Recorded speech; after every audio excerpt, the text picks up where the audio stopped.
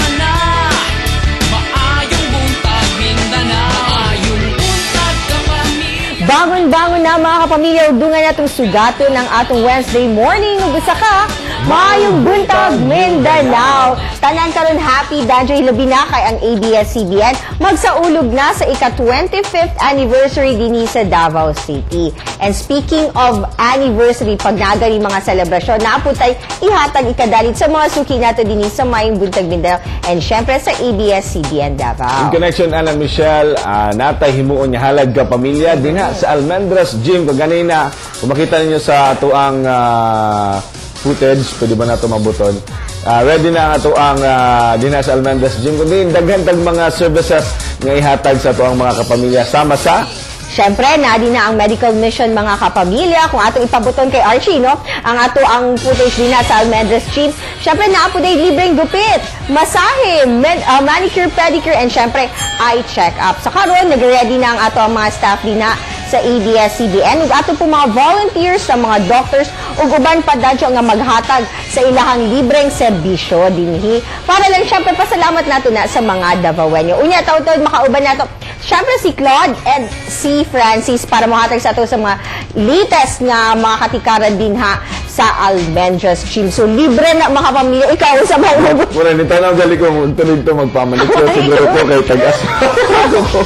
Ayan, pero mga pamilya unya sila Claude ato na pero kani good weather ta karon danjo kay nakagawas na sa Philippine Area of Responsibility ang bagyong Kiko. Apan din sa Davao Region mas kasarangan ang kahintang sa panahon, pero sa bandang hapon posibleng ulanon tungod sa epekto sa southwest monsoon.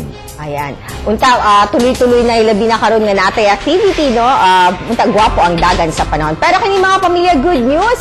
Kay gawa sa holiday karong August 9 tungod sa celebration nato sa Eid al-Fitr, no? O pagtapos sa celebration sa ato mga kapamilya Muslim, giproklamasab sa Malacañang ang 630 ang August 16 ay proclamation number 630 para August 16 na special non-working holiday dinhi sa Davao City. Sus, diligid taganahan nang walay walay trabaho. Hoy, gwapo gani na kay para sunod-sunod after 16 then adin ha ang indak-indak and also ang flower flow. Taas ang holiday, long weekend. Gaya ang maong deklarasyon gipirmahan mismo na Executive Secretary Paquito Ochoa Jr.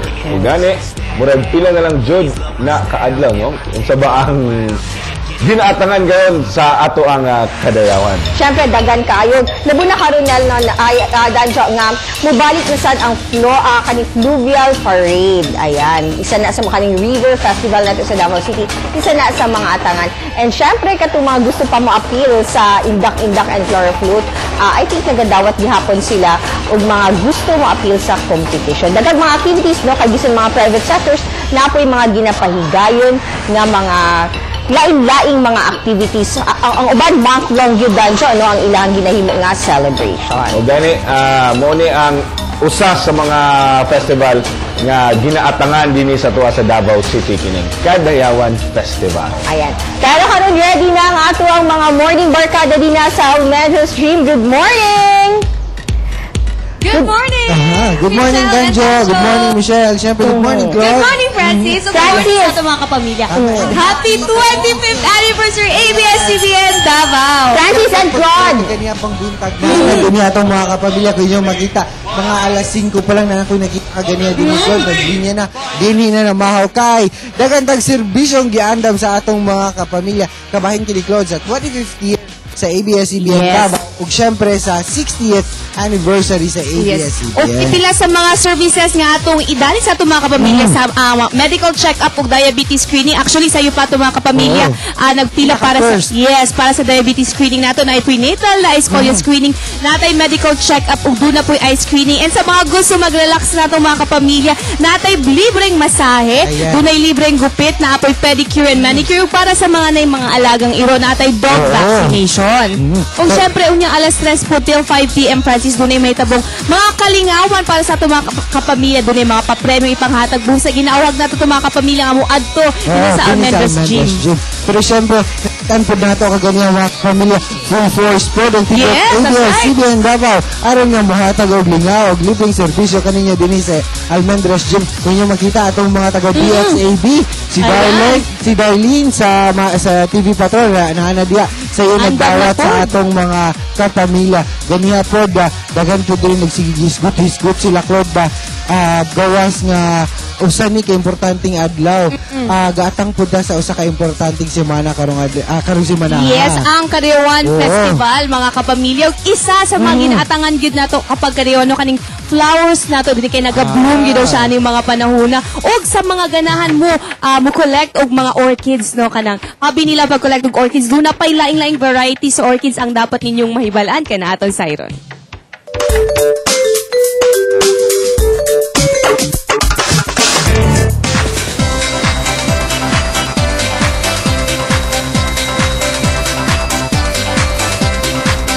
Orchids nagasimbolo og paghigugma og kaanyag.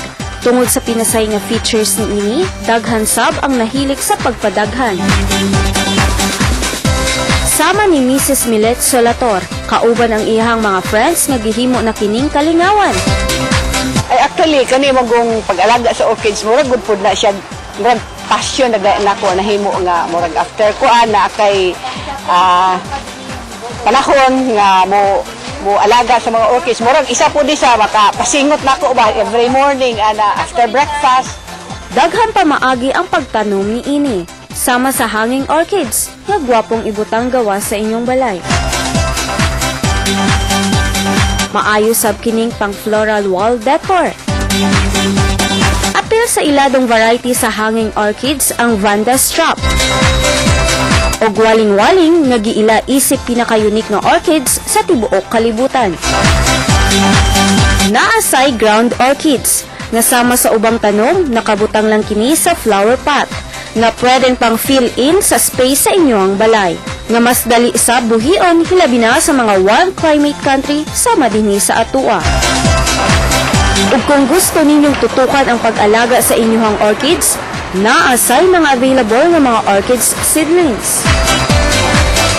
Kinahanglan sa imong pag-alaga pud sa kanang orchids, kinahanglan naa jud ng number 1 ang kanang gitawag nilang TLC, tender loving care.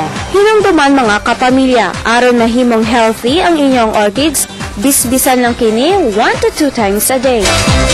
Ug para sa mas paspas nga pag-bloom, butangan sab kini og fertilizer. Makalinga sa uban ang pag-amuma sa mga orchids. Apan, ang pamaagi sa pagpadako nimo sa imuhang tanom, nagasalamin lang sa imuhang personalidad.